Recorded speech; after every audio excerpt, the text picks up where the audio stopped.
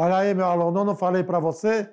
Estou aqui de volta para fazer aquela revisãozinha sobre os processos de separação das misturas, ok? Então, olha, fique de olho na tela aí para a gente revisar. Então, nos processos de separação de mistura, nós vimos o quê? Que os processos referem-se a técnicas ou métodos utilizados para dividir uma mistura, quer dizer, para separar nos seus componentes individuais. Assim, você isola as substâncias que estão presentes naquela mistura. Tudo bem? Em seguida, nós vimos que misturas podem ser compostas por diferentes tipos de matérias, entre eles sólidos, líquidos ou gases. E os processos fundamentais para obter as substâncias puras ou separar os componentes, que vai o quê? Deixar cada um dos seus componentes com suas propriedades específicas. É para isso que usamos as técnicas e os processos de separação de materiais. Assim sendo também, esses processos de separação, eles são importantíssimos, quer dizer, são cruciais no tratamento de quê? De água, no tratamento de efluente, né, quando se trata de esgotos, que visa remover as impurezas, seja elas sólidas, suspensas, ou até compostos indesejados que estão contaminando aquela água.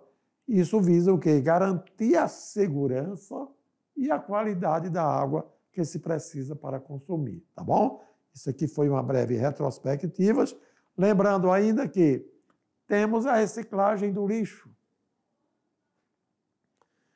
O lixo é algo que não se usa mais. Utilizou, tudo que utilizou e não presta mais, você chama aquele material de lixo.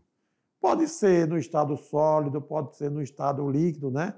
Pode ser no estado gasoso. Então, o lixo existe nos 3 estados físicos da matéria. Mas predomina-se o quê? Aquela na fase sólida. E aí você vai fazer a reciclagem. Começa o quê? Fazendo a coleta dos resíduos, que são os lixos, né? Quando fala resíduos, eu estou falando da parte sólida em si. E esses resíduos, eles podem conter uma variedade enorme de materiais diferentes. Naquele resíduo, ele pode ter plástico, papel, metal, vidro, entre outros. Assim sendo, alguns processos ou técnicas de reciclagem líquida são recomendados, como trituração. Então, você tem lixos que ocupam um grande volume, uma grande extensão, um grande espaço. São lixos grandes. O que você faz? Então, você coleta aquele material, passa num triturador, você vai triturar e vai reduzir o tamanho desses resíduos. Ainda assim, no meio de vários resíduos plásticos, enfim, papel, você tem metal. E quando tem isso, você vai utilizar que técnica? Separação magnética. E aí você vai utilizar ímãs para separar apenas os metais. Os resíduos que são plásticos, papel, ficam separados. Podemos utilizar depois a flotação. Fazer flotar é flutuar. Mas de que maneira? Coloca a mistura em um líquido e certos materiais vão flutuar enquanto os outros afundam, quer dizer, os outros decantam. E aí, você pode até peneirar. Você tem resíduos de tamanhos de grãos diferentes, então você peneira para separar esses resíduos. O tratamento de água, vocês viram, não foi? Muito legal, nós temos várias etapas, né? E, geralmente, a estação de tratamento, eu chamo isso de ETA, estação de tratamento de água, onde eu pego a água bruta e coloco num tanque com produtos químicos, eu faço coagular as impurezas sólidas.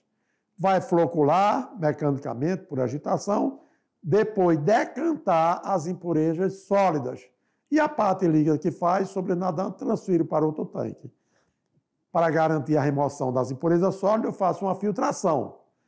Clarificou a água está filtrada, então agora eu vou desinfectar, matar as bactérias, os micro-organismos. Então eu uso a desinfecção.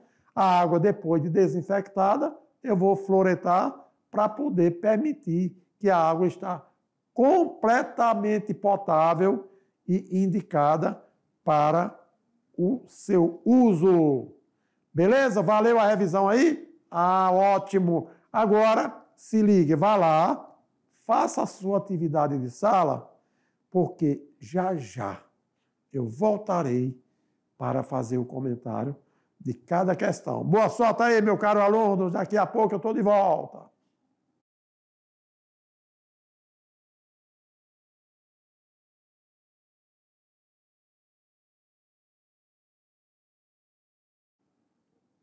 E agora, como é que foi você aí na atividade? Olha, as questões realmente não estavam difíceis, elas estavam diretamente relacionadas com o que eu expliquei durante a aula. As técnicas de separação, tratamento de água, resíduos sólidos, reciclagem, enfim. Vamos lá na primeira questão? Diz a seguinte primeira questão. Água bruta coletada em mananciais apresenta um alto índice de sólidos suspensos, o que a deixa com um aspecto turvo. Para se obter uma água límpida e potável, ela deve passar por um processo de purificação numa estação de tratamento de água. Nesse processo, as principais etapas são, nesta ordem, coagulação, decantação, filtração, desinfecção e fluoretação. Afinal, qual é a etapa que você consegue retirar grande parte desses sólidos? Será que é a letra A, onde você usa a coagulação? Epa, a coagulação é na hora que você mistura o sulfato de alumínio com a água impura, não é isso? Você está apenas misturando, forçando para que reaja.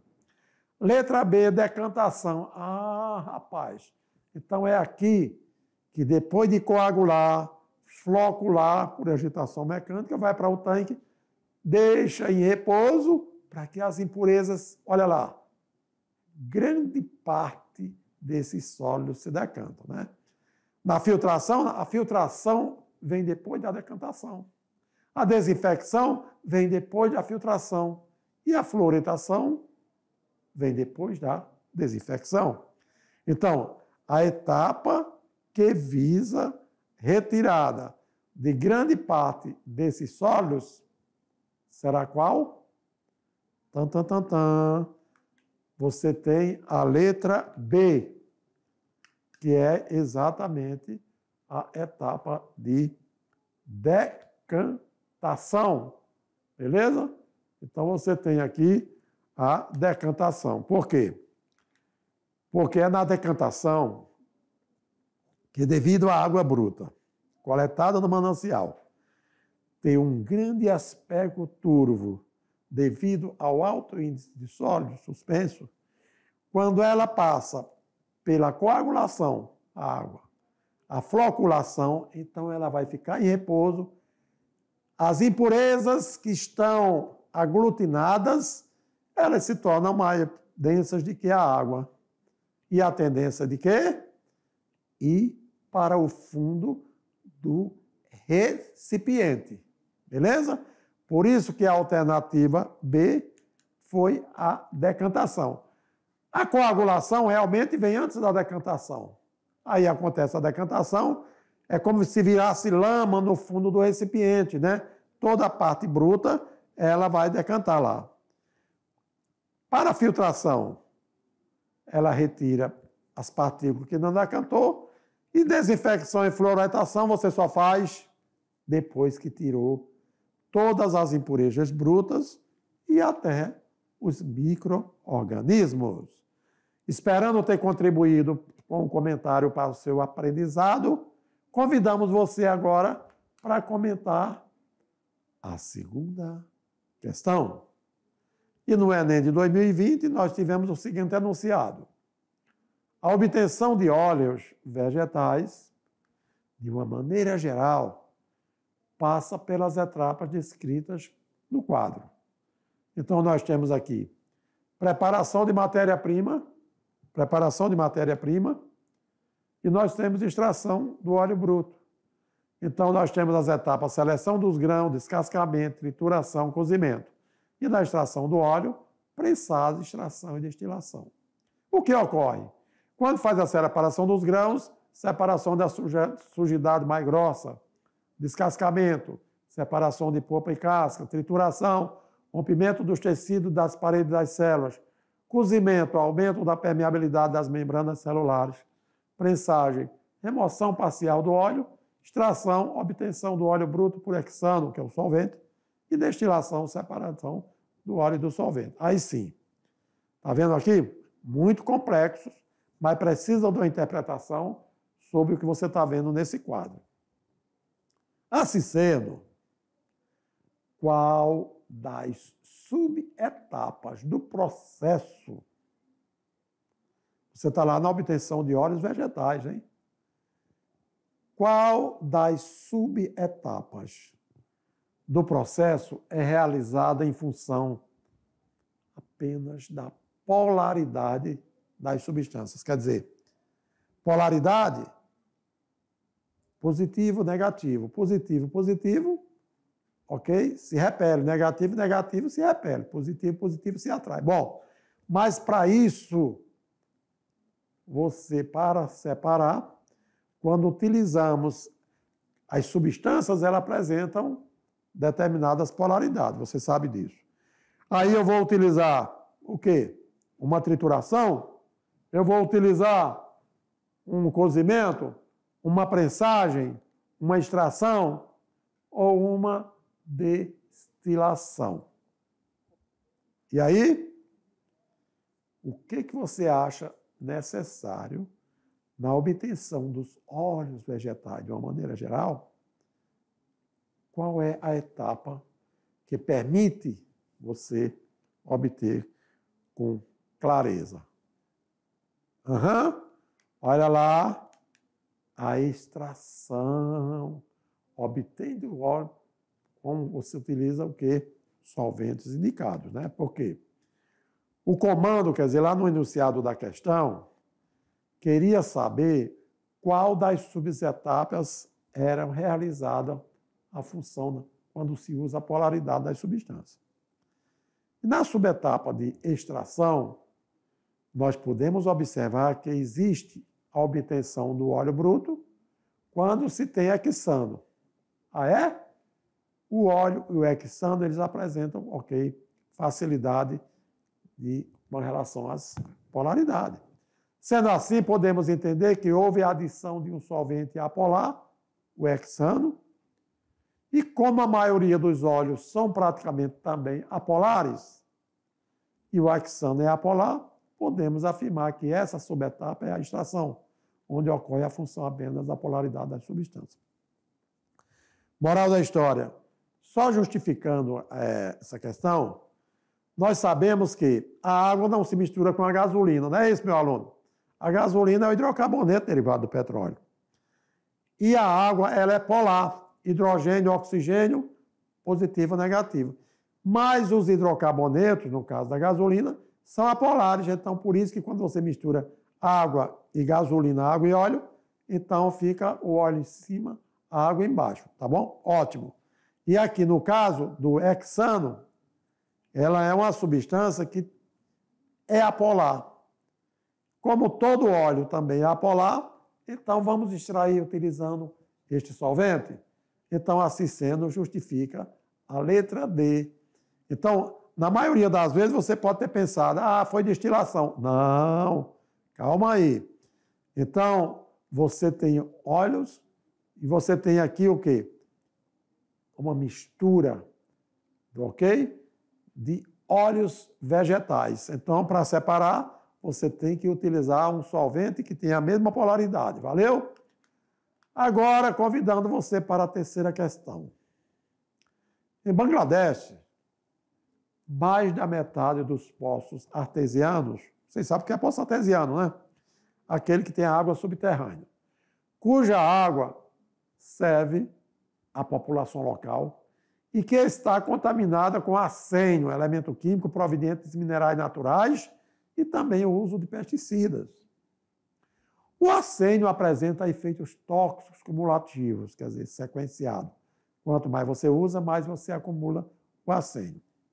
E a ONU, a Organização das Nações Unidas, devolveu um kit, quer dizer, um mini laboratório, para o tratamento dessa água, a fim de torná-la segura para o consumo humano. O princípio desse kit, desse laboratório, é remover o arsênio por meio de uma reação de precipitação. Isso envolvendo sais de ferro 3, que originam um sólido volumoso de textura gelatinosa, quer dizer, as impurezas que contém naquela água. Aí sim, com o uso do kit, aquele laboratório pequeno que foi improvisado, a população local pode remover o elemento tóxico, que é o arsênio, por meio de quê? Por meio de uma fervura, por meio de uma filtração, por meio de uma destilação, por meio de uma calcinação ou por meio de uma evaporação. Olha aí, qual a alternativa correta? Você escolheu, meu aluno, no caso dessa questão. Lembrando que nós estamos diante de o Enem, ele envolve um conteúdo específico, coloca um enunciado extenso para você ler, você interpretar e tal, que muitas vezes é fácil. Quando você verifica o que se quer, olha aí, usando esse kit, a população, para remover o arsênio, que é tóxico, utiliza a fervura, a filtração, a destilação, a calcinação ou a evaporação. Assim sendo, olha lá, a letra B. Porque você está envolvendo sólidos misturados com líquidos. Então, quando você tem, geralmente, sólidos misturados com líquidos, conforme você viu, aí, sólido volumoso de textura gelatinosa. Então, você tem lá o arsênio, por meio de reação, existe sais dissolvidos, e quando precipita, você tem o sólido misturado com o líquido. Então, nada melhor do que você fazer uma filtração. E o comentário é esse, olha. A presença de sais de ferro provoca precipitação do arsênio, força o arsênio a decantar. Quando a gente fala precipitado, é o decantado que vai para o fundo do recipiente. Que, por sua vez, aí sim, você tendo o líquido e você tendo o sólido, você utiliza a filtração. Valeu aí, meu aluno? Olha aí. Gente, todas as aulas que nós preparamos de Química para você nesse primeiro ano são extremamente de conteúdos curiosíssimos. Inclusive, são fatos que acontecem no nosso cotidiano. Quer dizer, nós trabalhamos com técnica de separação, filtração de café, fazer o café. Trabalhamos com o quê? Com destilação. Trabalhamos com o quê? Com filtração a vácuo e comum. Trabalhamos com reciclagem, né? Trabalhamos também com tratamento de água, muito importante no nosso cotidiano. Valeu? E assim sendo, esperando ter contribuído para o seu aprendizado, eu convido você para a próxima aula, a aula de número 8. Um grande abraço e obrigado pela participação nessa aula de número 7. Valeu?